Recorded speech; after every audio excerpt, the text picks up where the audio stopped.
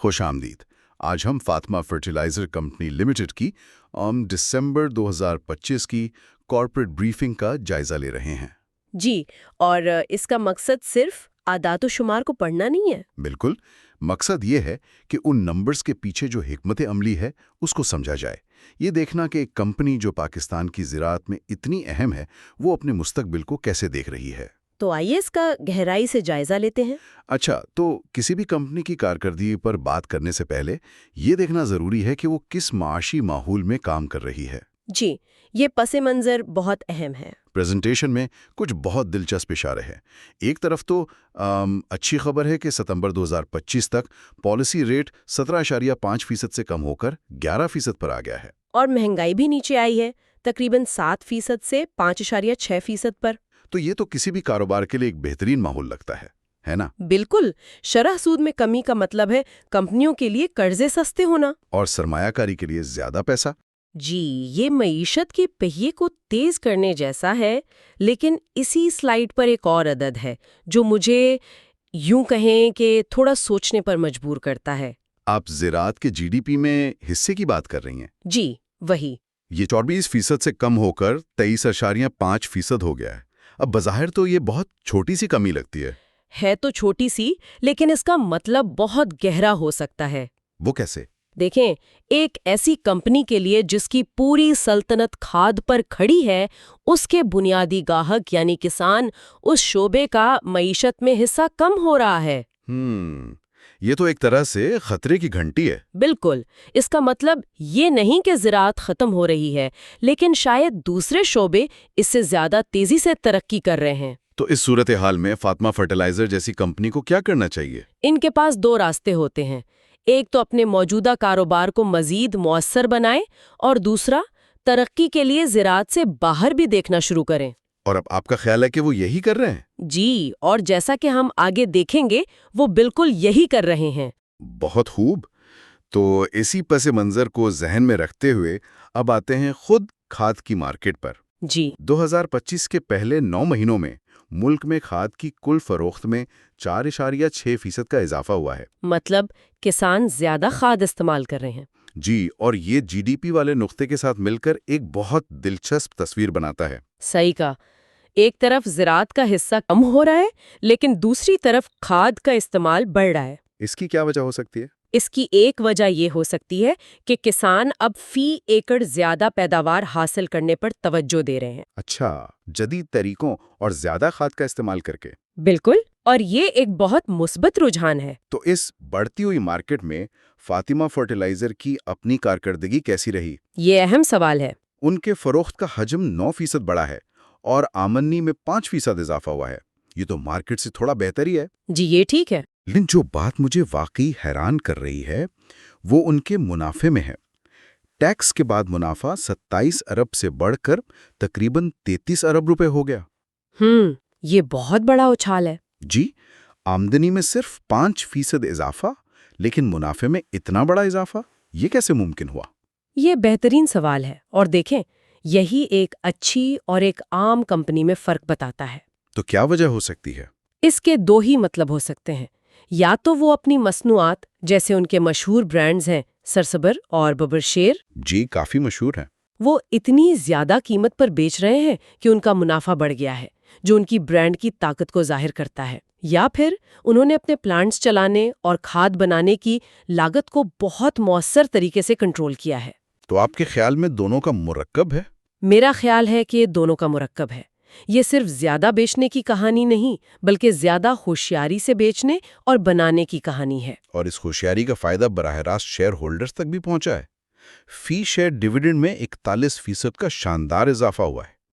5.50 روپے سے 7.75 روپے، یہ سرمایہ کاروں کے لیے بہت بڑی خبر ہے۔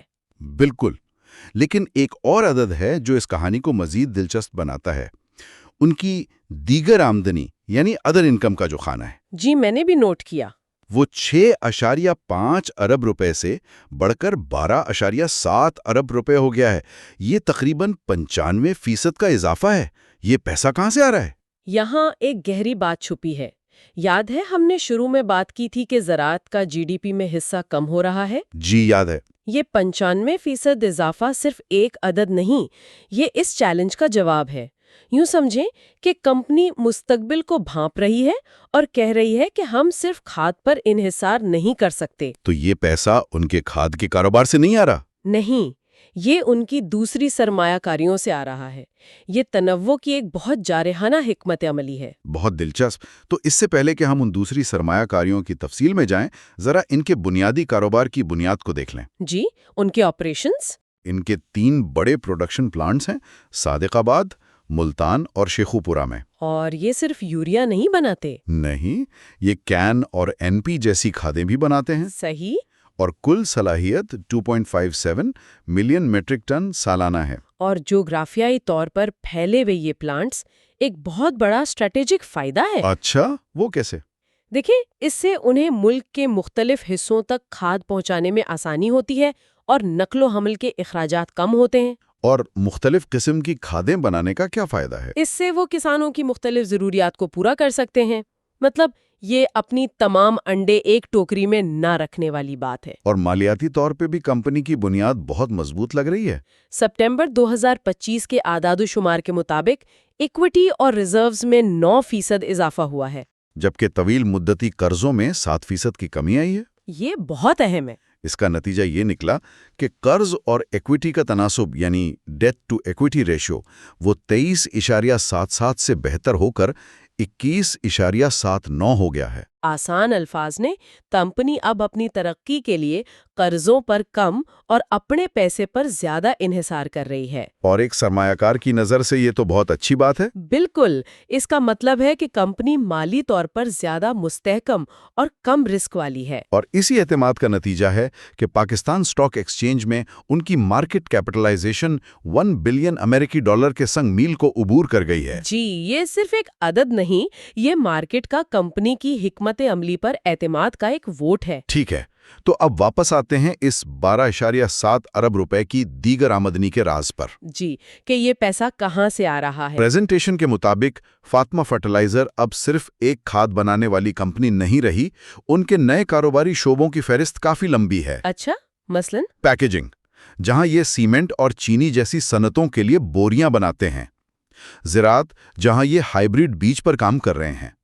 اور پھر بڑے شعبے آتے ہیں۔ کون سے؟ کانکنی، جس میں تانبا اور سونے کی تلاش شامل ہے، پیٹرولیم تیل اور گیس کی تلاش کے منصوبے، ریئل اسٹیٹ اور ایسٹ مینجمنٹ بھی۔ واو، یہ تو ایک بہت بڑی اسٹریٹجک تبدیلی ہے نا؟ لیکن یہاں ایک سوال پیدا ہوتا ہے، یہ فہرست جتنی متاثر کن ہے اتنی ہی خطرناک بھی ہو سکتی ہے۔ خطرناک کیوں؟ دیکھیں، ایک کمپنی جو کھاد بنانے میں دہائیوں سے ماہر ہے، وہ اچانک کان کنی اور تیل کی تلاش کیسے شروع کر سکتی ہے؟ ان شعبوں میں بالکل مختلف مہارت درکار ہوتی ہے۔ یہ نقطہ اہم ہے۔ کیا پریزنٹیشن میں اس بات پر کوئی روشنی ڈالی گئی کہ وہ یہ مہارت کہاں سے لا رہے ہیں؟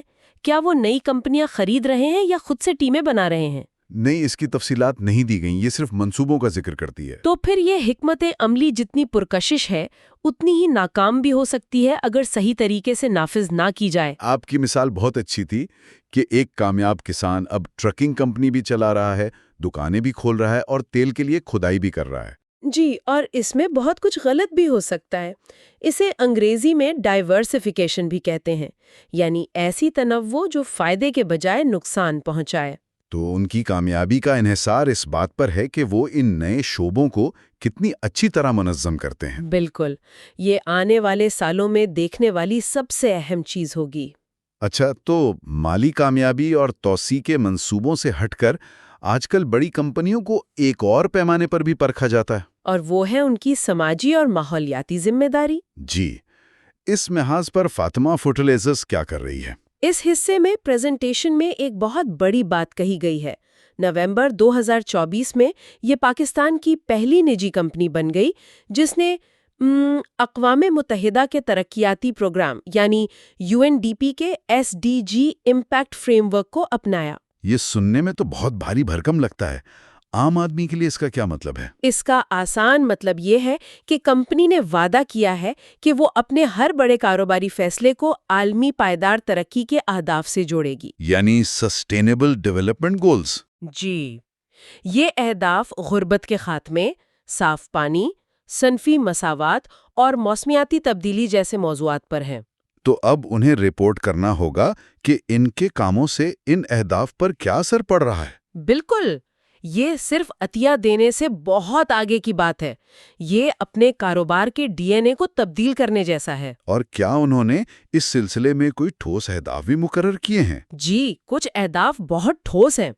مثال کے طور پر قومی فوڈ سیکیورٹی کے لیے فصل کی پیداوار میں 10% اضافہ کرنے کا ہدف، اور 1.7 ملین کسانوں کی خدمت کرنے کا بھی۔ جی، یا پھر صنفی مساوات کے لیے تنخواہ میں 0 فرق کی پالیسی، جو کہ ایک بہت بڑا قدم ہے۔ اور سیفٹی کے معاملے میں بھی انہوں نے 60 ملین محفوظ کام کے گھنٹوں پر گینیز ورلڈ ریکارڈ قائم کیا ہے۔ یہ تو واقعی قابل تعریف ہے۔ بالکل، یہ قابل تعریف ہے، لیکن ESG یعنی ماحولیاتی، سماجی اور گورننس کے معاملات میں اصل امتحان رپورٹنگ کا نہیں بلکہ عمل کا ہوتا ہے۔ آپ کا کیا مطلب ہے؟ مثال کے طور پر انہوں نے 2027 تک قابل تجدید توانائی میں اضافہ کرنے کا ہدف رکھا ہے، لیکن کیا پریزنٹیشن میں یہ بتایا گیا کہ آج وہ کتنے فیصد قابل تجدید توانائی استعمال کر رہے ہیں اور 2027 تک کہاں پہنچنا چاہتی ہیں؟ نہیں، یہ تفصیل نہیں ہے۔ تو دیکھیں، 1% سے 2% کرنا بھی اضافہ ہے اور 10% سے 50% کرنا بھی۔